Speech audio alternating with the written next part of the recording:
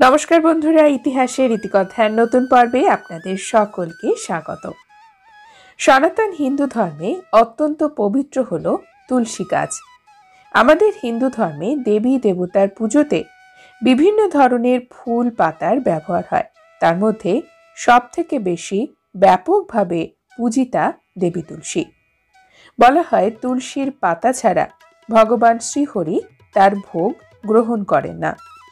সনাতন হিন্দু ধর্মে দেবাদিদেব মহাদেব এবং গণেশজির পুজো ছাড়া প্রায় সকল পুজোতেই তুলসী পাতা ব্যবহার করা হয়। অন্যদিকে মা লক্ষ্মীর পুজোতেও তুলসীর ব্যবহার হয় না। তবে দেবী লক্ষ্মী, গণেশজি এবং মহাদেবের পুজো ছাড়া সব পুজোতেই আমরা তুলসী ব্যবহার করি।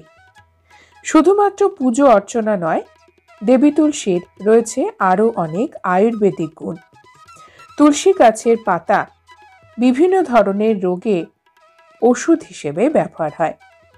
এই কারণে সনাতনীরা তুলসীকে দেবী হিসেবে অর্চনা করেন। প্রায় প্রত্যেকটি হিন্দু বাড়িতে তুলসী মঞ্চ থাকে। তুলসী বেদিকে পুজো করা হয়।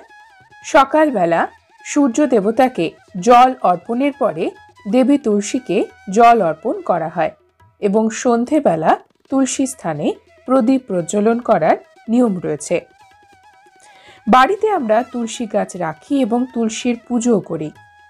পুজোতেও তুলসীর পাতা ব্যবহার করি। তবে কোন তুলসী পাতা বাড়িতে পুজোতে লাগে তার কয়েকটি নিয়ম আমরা আজকের পর্বে জেনে নেব।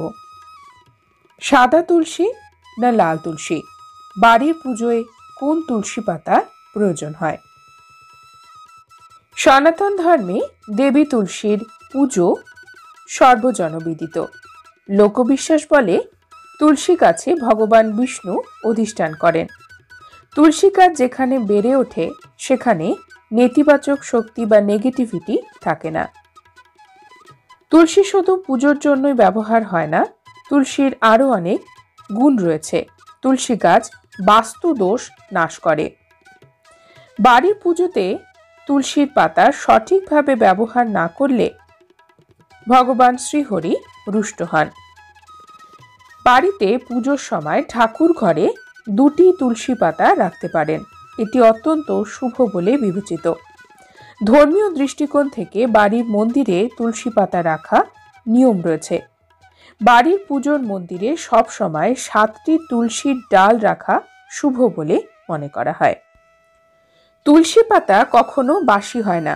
আগের দিনে তোলা তুলসী পাতা পরের দিনও পুজোতে ব্যবহার করা যায়। এমনকি শুকিয়ে গেলেও মূর্তির কাছে তুলসী পাতা রাখা যায়। তবে সেই পাতা যেন ছেঁড়া না হয়, সেই দিকে নজর দেওয়া প্রয়োজন। সাদা তুলসী বা রাম তুলসী। সাদা তুলসী বা রাম তুলসীর পাতা অত্যন্ত সবুজ এবং মিষ্টি হয় খেতে। এই তুলসী ভগবান শ্রীরামের খুব প্রিয়, তাই এর নামকরণ হয়েছে রাম তুলসী। রাম তুলসী গাছ বাড়িতে লাগালে সুখ, শান্তি, ধন সম্পদ আসে। এই তুলসী গাছ বাড়ির জন্য খুবই শুভ। শ্যাম তুলসী বা লাল তুলসী। বাড়িতে লাল তুলসী বা শ্যাম তুলসী থাকলে সেটিও অত্যন্ত শুভ। আয়ুর্বেদিক গুণ রয়েছে খুবই বেশি শ্যাম তুলসী বা লাল তুলসীর। লাল তুলসী ঔষধ তৈরিতে ব্যাপকভাবে ব্যবহার হয়। শ্যাম তুলসী পাতা কালো বা বেগুনি রঙেরও হয়। এটি ভগবান শ্রীকৃষ্ণের সঙ্গে যুক্ত। অনেক ধরনের তুলসী থাকলেও বাড়ির পুজোতে শুধুমাত্র রাম বা শ্যাম তুলসী ব্যবহার করা উচিত। এতে পোকা লেগে গেলে বা ছেঁড়া থাকলে সেটি ব্যবহার করা যায় না। তাছাড়া সব ধরনের পুজোতেই রাম তুলসী এবং শ্যাম তুলসী অর্থাৎ সাদা বা লাল তুলসী পাতা ব্যবহার করা যায়। বন্ধুরা, আজকের পর্ব এই পর্যন্তই। পরবর্তী পর্বে নতুন একটি বিষয় নিয়ে আপনাদের সঙ্গে কথা হবে। ততক্ষণ সকলে সুস্থ থাকুন, ভালো থাকুন। আর পুরো ভিডিওটি দেখার জন্য আপনাদের অসংখ্য ধন্যবাদ।